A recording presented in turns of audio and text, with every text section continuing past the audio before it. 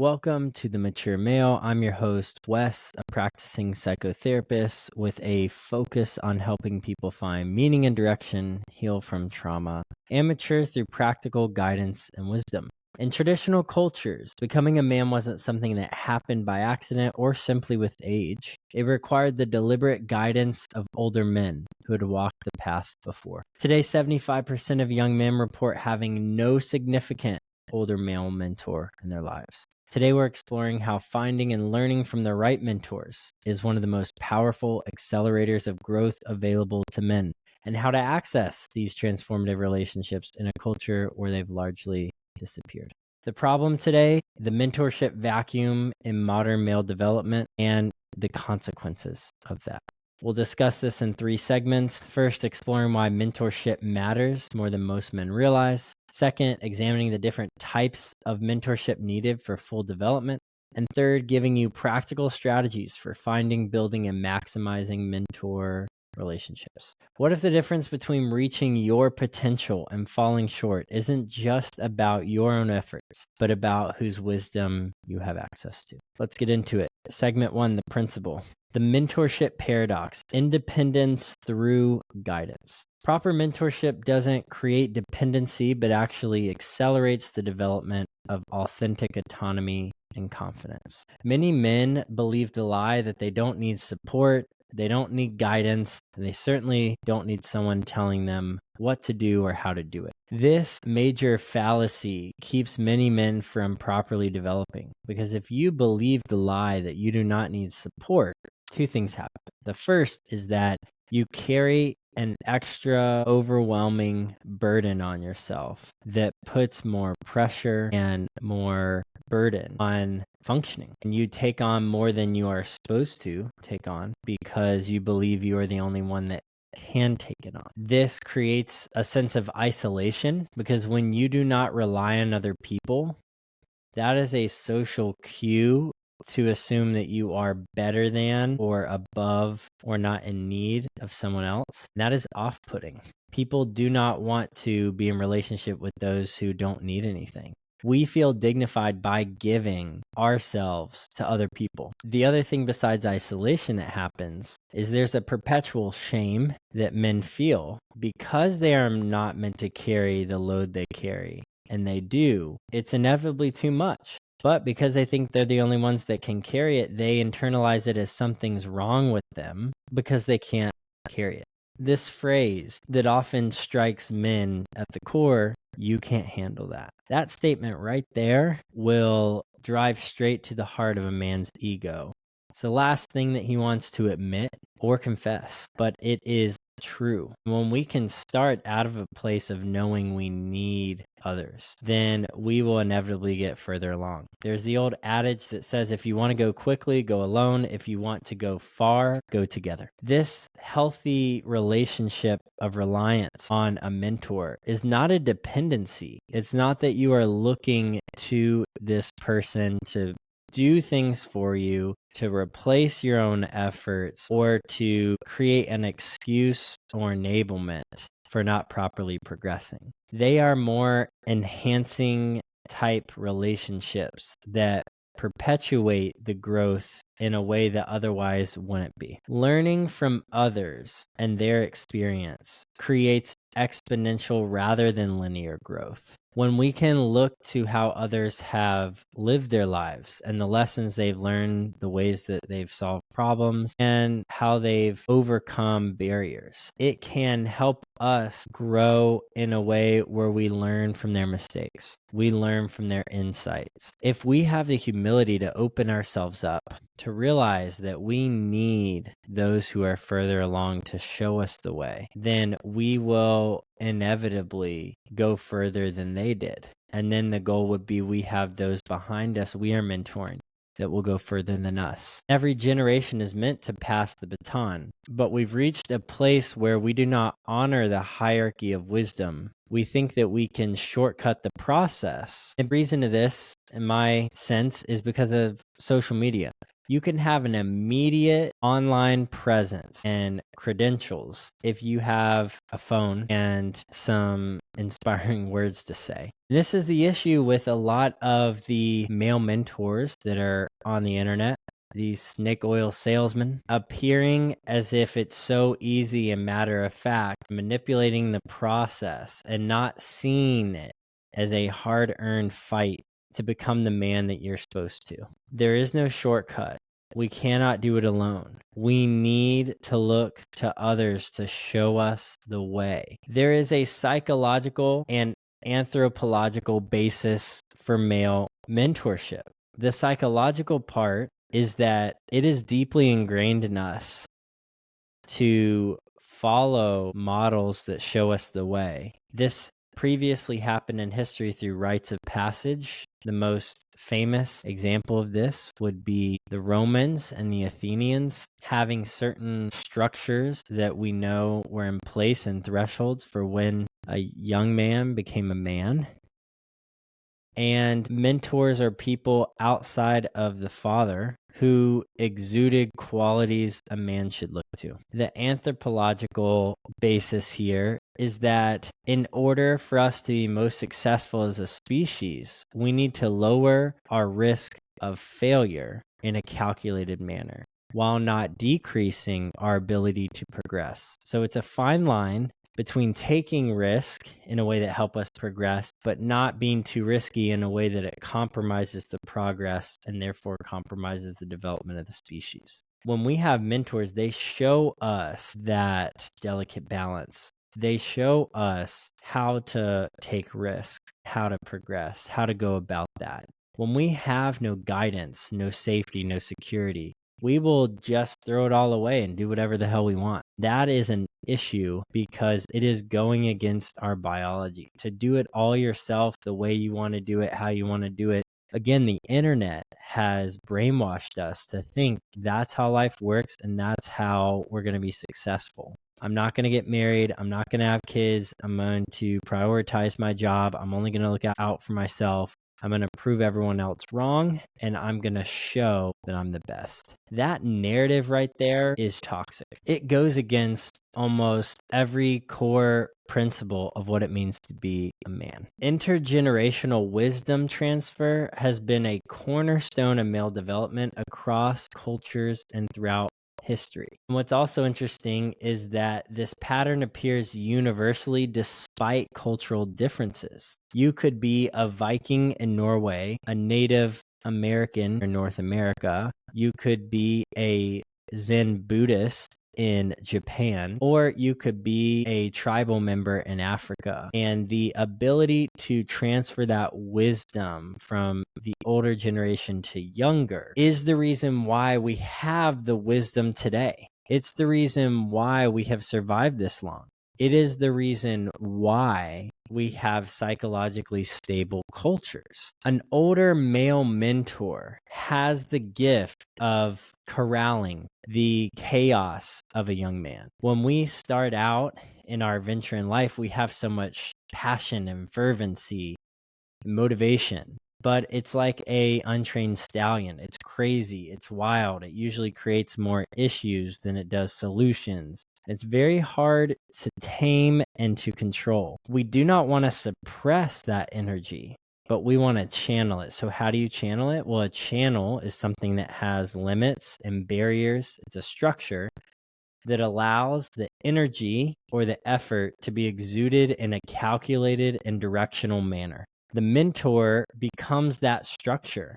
They become the guidelines. They become the refinement to help you work out that unwieldy energy in a more calculated, directional, and ultimately efficient way of expressing your ambition and your efforts. The wisdom that's passed down is not one of productivity, optimization, and idealism. It is one of timeless wisdom, maturity, humility, and every good virtue. These components of what we pass down have been overlooked. We live in a society that does not value exemplifying these qualities as a young man. We think we know it all. We don't think we need help. We see no purpose for older men. And unfortunately, many older men have failed younger men in becoming mature to the point where they could model or exemplify what to do. They don't think that they need to give back and pay it forward to the next generation. So there's this major gap we're in. But we know that throughout history, this has been true across cultures. It's what Carl Jung was getting at with this archetype, which means the most true things in life are not bound by time and culture and specifics, but they are universally true, universally applied, and universally understood in a way where everyone looks to them as a foundational understanding for how to see life. Having mentors and older people are not optional things that we have. They are essential to thriving as a man. So let's talk about some myth-busting common misconceptions about mentorship. Mentorship is not about finding a perfect sage who has all the answers, but it's about creating a portfolio of guides with different strengths and perspectives. There are so many gurus out there on the internet, men who claim to know it all with a ignorant certainty and a subtle salesmanship that lets you know they are a one-stop shop for everything you could ever need to know. The problem with this is that you cannot know everything. So if you are claiming to, that is a lie. But more so, if you are claiming to know things in a way that can't be questioned, psychologically, that is good for business. It is bad for trust. It is important to be confident in what you know, but to be certain, and to be certain that what you know is the right way of seeing things, is not wise nor humble. We cannot look to one person to save us. Different types of men exude different qualities and characteristics, which we should look to understand the way of expressing that virtue or characteristic. An example would be, if you want to know about philosophy and questioning, read Socrates. If you want to know about existentialism and meaning, read Viktor Frankl. If you want to know about finance, you can read Dave Ramsey or Ramit Sethi. Men exude different characteristics in a mature manner because they have focused on becoming good at those characteristics. It doesn't mean they don't have other quality characteristics to look for. It means that they specialize in one or a few in a way that helps us look to them in that particular way. They have earned the attention. When we try to find everything in one person, it's an issue. If we look on social media, this is the first type of mentors in the modern day. It is someone with a YouTube channel, podcast, hey, that's me, a newsletter, selling products, coaching a particular component of manhood. Then the second type of mentor is an entrepreneur or CEO. These are very successful business people that we look to. And then the third are professional athletes. These are men who have earned the highest level of performance in athletics. When we look to one person to show us the way, we overlook the need to be varied in the different characteristics we need to grow in. So if we're only reading about finance, maybe we want to mature in finance, that is missing out on a majority of the other components that make up who we are as men. So get rid of the guru, don't look to one person, and create a variety of different mentors. The second myth is that mentorship is not just for career development, but it extends to every dimension of manhood, including relationships, ethics, spiritual growth, and life navigation. We primarily see mentorship through jobs. We work a job. Example is someone becomes a lawyer. They get in at the bottom. They find a mentor who is a partner in the firm, who shows them the ropes, guides them, tells them what to do, what not to do, and supports them throughout the journey until that young person becomes a partner themselves. Or maybe it's in the business world. It's someone that wants to learn the game of sales, and an older, more experienced VP of sales takes them under their wing and teaches them the ways. Now, this is important. I don't want to take away from the fact that this is a component of mentorship, but we have conflated it with being the component of mentorship.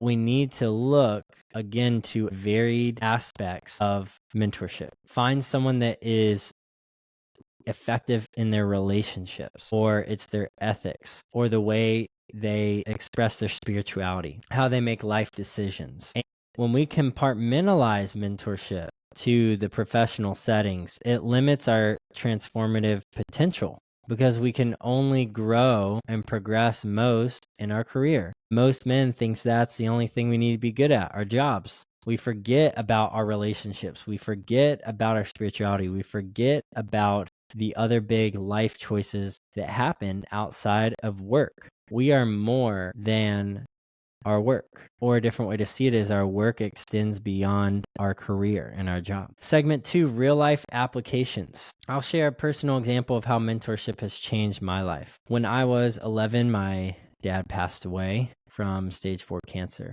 And this caused a deep wound in me of needing older male figures in my life to fill the void.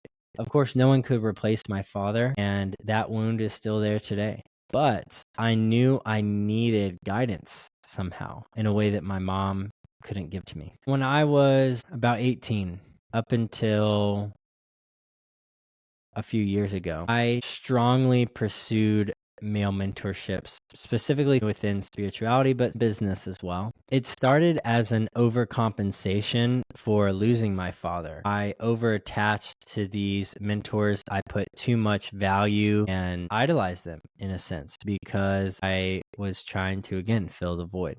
But as I got older, I still saw the innate worth in finding a mentor. When I was around 23 years old, I had mentors for a brief period of time who I would meet with over coffee. We would talk about my spiritual life and growth, and then a few with my job at the time and helping me make sense of that. But then I met Larry, and being in my mid-20s, I had several mentors and none of them really stuck or clicked. Right when I met Larry, I knew he would be different. Larry is someone that right when you meet him, you immediately feel more at peace and grounded. I asked him to mentor me. And in the humility that he has, he didn't try to officially be my mentor. He just said, let's just start meeting for coffee and for lunch. When we would meet, he would just ask how it's going. He would buy my lunch or coffee, and he would just sit there and listen to me. A lot like what I do in my therapy practice now, just holding space for people to talk and feel safe enough to express what's going on in their life in a way that helped them make sense of it. I would just show up and I would do this. He wouldn't give me opinions. He didn't give me hard facts. He didn't tell me things with absolute certainty, nor did he dismiss anything I shared, even if it was really messed up and I was really struggling or I'd made a major mistake.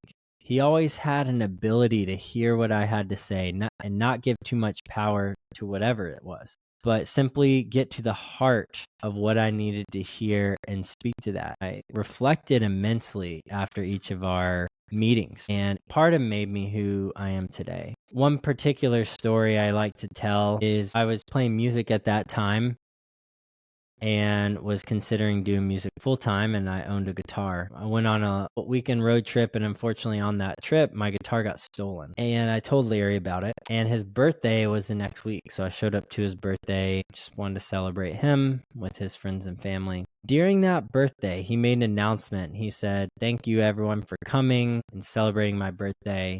I just have one wish. That one wish is that we would support someone here." Some of you know Wes. He's a musician in our local community, and he's blessed many of us with his songs. Unfortunately, his guitar got stolen. And so today, as a birthday gift, I want you all to raise money for him to buy a new guitar. This man made an announcement to raise money to get me a new guitar on his birthday. Blew my mind. People started coming up and giving me checks and cash. And it's actually the guitar I own today. It's right over here, actually. You can barely see it. And I was just in tears. No one had been so generative and loving in such an unconditional manner. It healed such a deep part of my heart that felt like I needed to earn my worth. And there were several other situations where he's done that. And the point is that he is not my guru. I didn't look to him for everything. But as far as a father-like figure who would sit and listen to me and sit with me in my pain, as far as someone who was and is incredibly generous with his time and his money and resources, and someone who is so gentle and grounded and constantly holding steady space for me, those are things I looked for in him and now try to model to this day. Because of him, my life has completely changed, and I owe him a lot. I would not be who I am today without him. So shout out to Larry. I love you, and I'm thankful for how you've been, who you've been in my life. So let's talk about the modern mentorship crisis, how social mobility, family breakdown, and individualism have dismantled traditional mentoring structures, leaving many young men without guidance during critical developmental periods. We'll explore how the consequences of this guidance gap on male identity formation has been detrimental. If we look at how traditionally people have had mentors, they have been within communities. And within those communities, there is a certain shared ideological belief that they have that allows for the connection of older and younger man to happen. Present day, many men are not a part of communities. They do not participate in a shared ideological belief system, and they are limited in their social mobility because they try to be lone wolves and they try to do it on their own. And we don't look to family anymore like we used to. I want to speak to this part with family. In my personal story, I just mentioned losing my father and trying to find mentors. There is something very special yet different about the role of a father. While a father can be a mentor in the sense of our fathers usually are our first mentors, they're our first models, they're our first man that shows us how to be a man, for better or for worse. The issue is that a father's role is too close to the heart of his son to truly be the mentor he needs to. So one way to see it is that a father should always be the initial and primary mentor that sets the foundation for a young man's life, but should not be the sole source of mentorship in a young man's life. A father's ability to look to his brothers, his friends, other people in his life as other models for his son is crucial. We've seen this historically in that because a man would be a part of a community, not only would he be able to find a mentor, but his father would know fellow men that he could point his son to learn from. When you are not a part of a core community, when you are not a part of a cohesive family, and you value individualism above all, this dismantles the ability to have mentor structures, and many men are lost during these critical developmental periods. When you are in middle school and going through puberty, when you are going to college or the trades after you're done with school, when you find your life partner or wife, and then when you have kids, these are crucial thresholds to the development as a young man. And not having the support during that time will delay and negatively affect you and your progress. The whole point of having support is knowing that your progress isn't compromised just because an increased amount of stress or change occurs in your life. The stress becomes allocated to other people who can help you go through something or tell you how to go through something. The common tropes for being in middle school and having a male mentor talk to you is your dad talking to you about sex. Or if it's in high school and going to college, it's figuring out what you may want to study, where you may want to go to school. When it comes to finding a life partner, looking to an older male whose marriage you respect, who you can ask about qualities to look for and support throughout your dating process. Men feel alone going through these periods of time. There's an increasing complexity of modern manhood, and navigating competing definitions of masculinity makes mentorship even more crucial than in previous generations. In a world where we cannot even agree what a man is, it makes it incredibly hard for men to feel like there is a cohesive, clear definition and understanding of how to be a man. Now, on the flip side, we have oversimplified being a man to being expressed in hyper traditional manners, which also shouldn't be the case. There are many variations of expressions within being a man, but we have to start with some core definition of what we call a man. And out of that place, through a lot of patience and understanding and support, we extract and explore the different expressions of manhood. When we oversimplify it and we say this is just what a man is, it's someone who gets super ripped, who makes a shit ton of money and is financially successful, and who has a lot of sex or in a relationship with someone who's very attractive. That is overly simplistic. Yet on the other side, if we question what it means to be a man, then it is confusing, it is abstract, and it is not honoring the distinctual characteristics that a man has. We need to explore these polarizing differences in a way that holds everything in tension and paradox and seeks to understand the spirit of what it means to be a man. And unless we have mentors to guide us and help hold those polar oppositions together, it's going to be incredibly difficult to stay in the middle. We will tap out to one of the extremes or give up altogether and live in perpetual confusion our whole life. So let's talk about the types of mentor every man needs. Number one, skill mentors and wisdom mentors. There's a difference between those who teach specific competencies and those who impart broader life philosophy and decision-making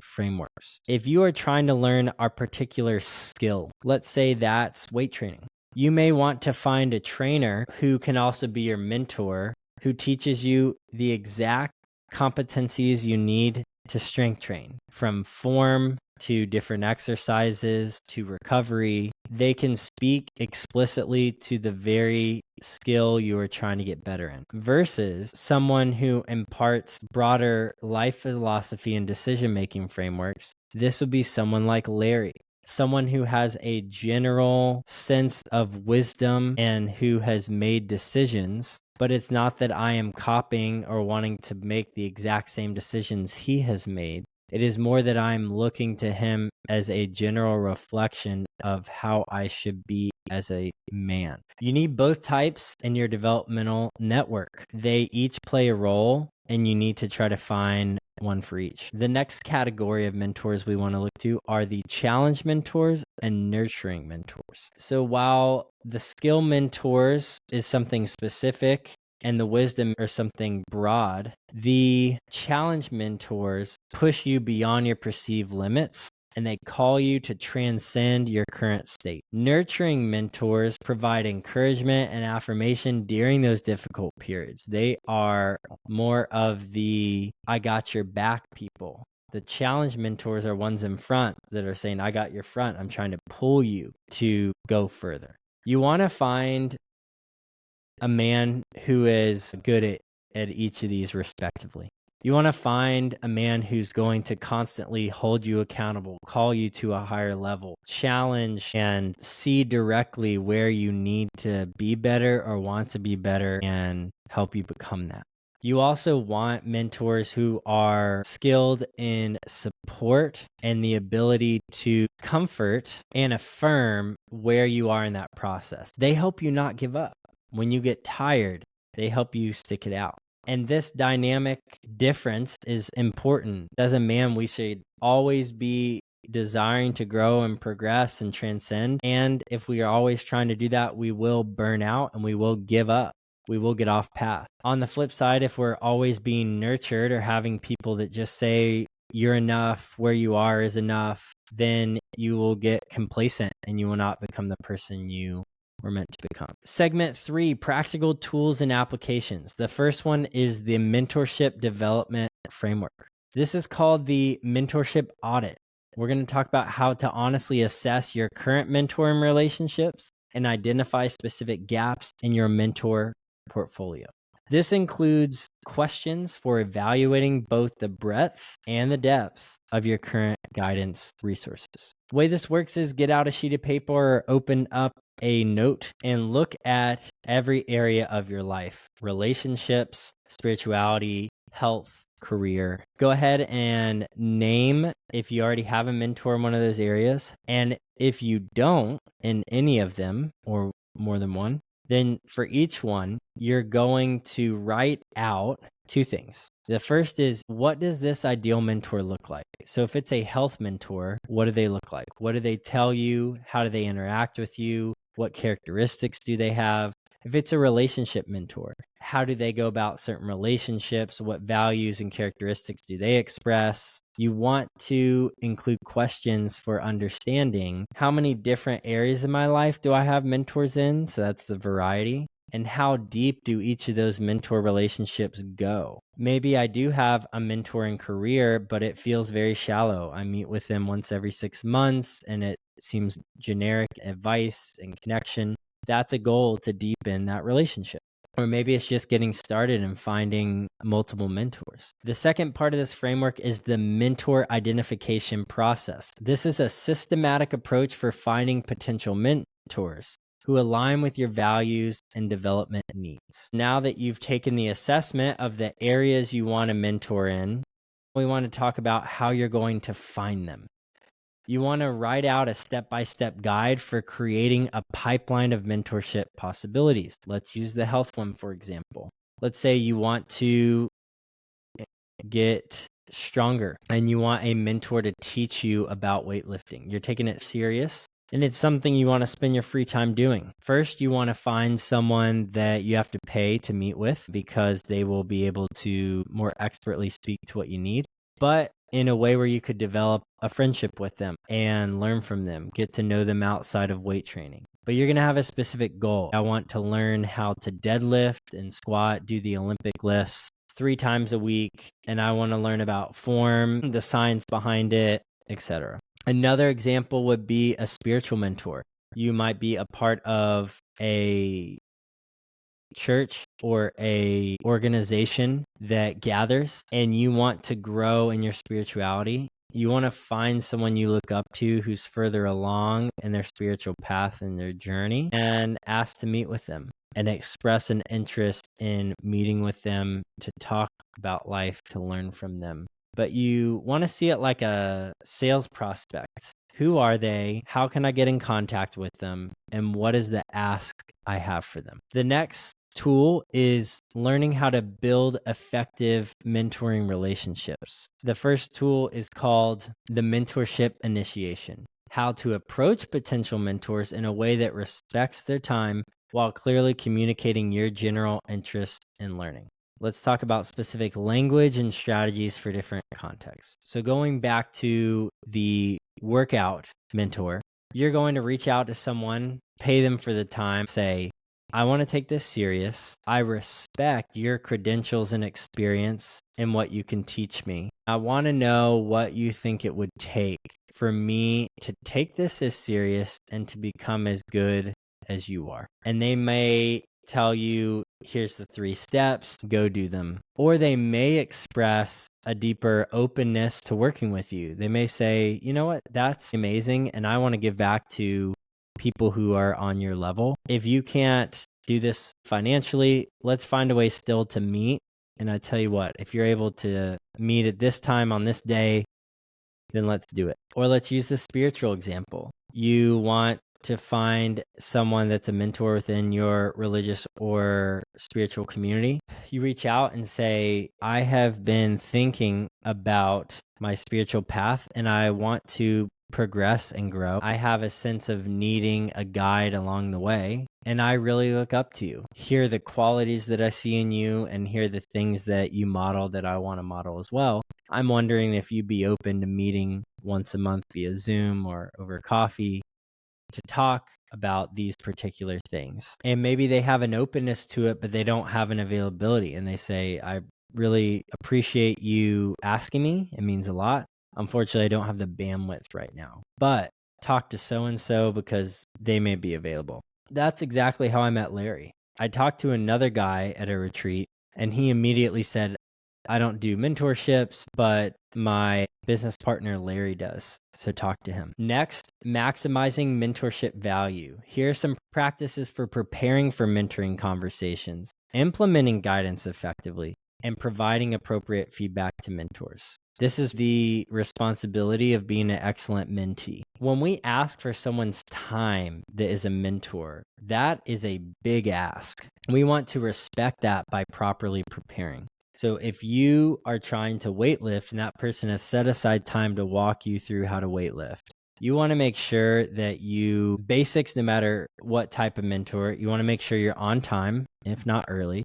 You want to make sure you confirm the day and time that you're meeting, make sure that that's still happening. You want to prepare in advance anything that you want to talk about or that is important to you. In this weightlifting example, you don't show up late and you don't show up saying, oh, I just want to get better at working out. No, you are on time, if not early, and you are specific with what you want to work on or what you want to talk about. I really want to improve my squats. I feel like when I get to this level, I get shaky or I'm not really sure if my form's good or how to progress in weight. That is specific. That is preparing for a mentor conversation.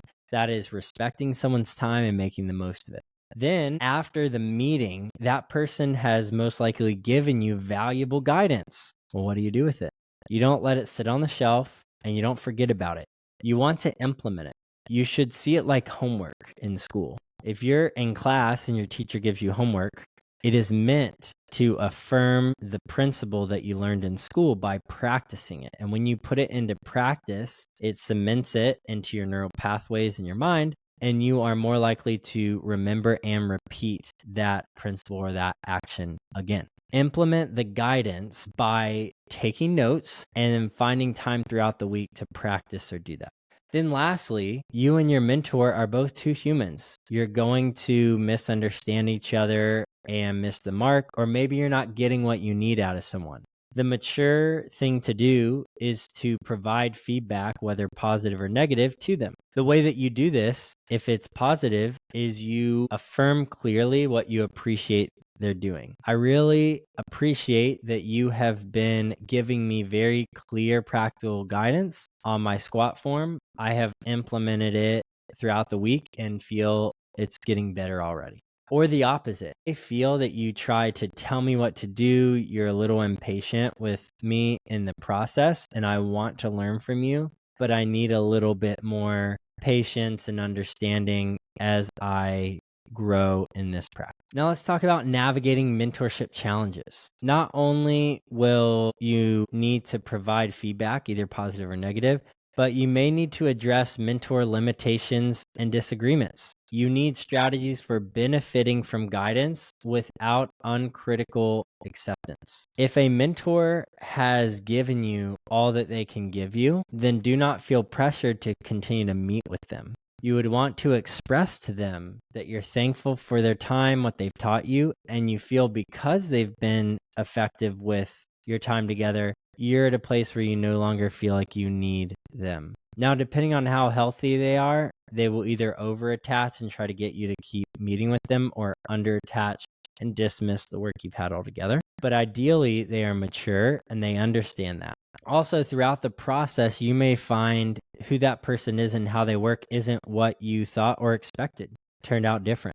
It's important to address that and state it. I feel like when we first met, my sense was that you would be a good fit to help me grow in my career. But it seems like with your expertise and your personality, I'm just not resonating as much. It's been difficult to connect. I appreciate your time, but we no longer need to be meeting. And lastly, you would continue the relationship, but just reframe what they focus on. So if it's a mentor about relationships, let them know, I appreciate how you can help guide me in romantic relationships, but that feels pretty good right now. I'm dating someone or I'm not looking to date. and I really want to focus on family relationships. Can you help me understand how to navigate some of those dynamics? So there are frameworks for discerning which aspects of mentorship to incorporate and which to respectfully set aside. This comes from you knowing yourself, the values you already exude, and the values you don't but you want to, and clarifying those, putting in a plan and making it clear to the mentor. You wouldn't go up to a baseball coach saying you want to improve in soccer, or you wouldn't want to go to a batting coach and say, I want help in fielding. You want to be specific about the virtue, characteristics, skill, or experience you want to grow in.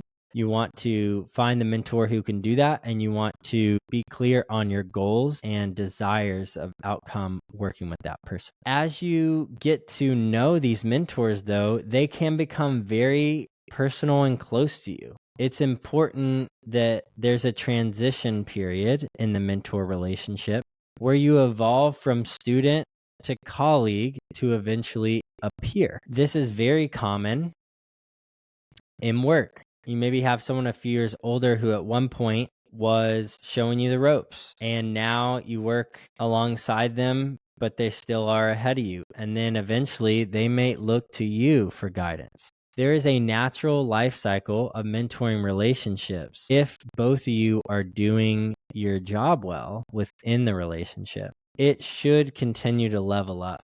That is natural, and it should be welcomed on both ends. You have to see where you're at in the developmental stage, but continually make goals and wanting to work your way to that place. It's a beautiful thing when you can become friends and peers with someone that at one point was guiding you in a serious way. The conclusions and takeaways. Remember, seeking mentorship isn't a sign of weakness or dependency. It's a sign of wisdom and a commitment to becoming the best version of yourself. You can't do it in isolation. You can't do it through competition, and you can't act like you don't need the support and love and guidance that a mentor provides. We talked about the misconceptions of mentors, how you can't find a one-stop shop, a sage to fit all your needs, that it's not just about finding a mentor within career development.